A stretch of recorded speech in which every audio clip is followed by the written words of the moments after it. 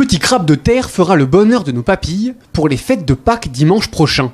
C'est la grosse période de vente pour les éleveurs. Mais les voleurs espèrent aussi prendre leur part des bénéfices.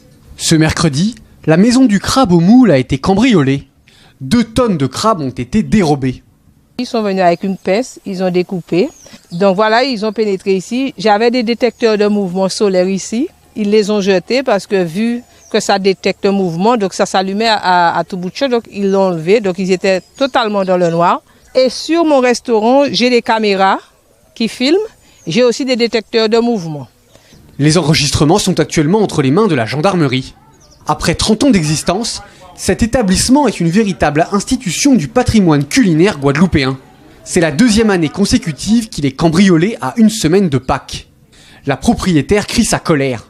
Je le dis haut et fort à tous les Guadeloupéens qui m'entendent aujourd'hui.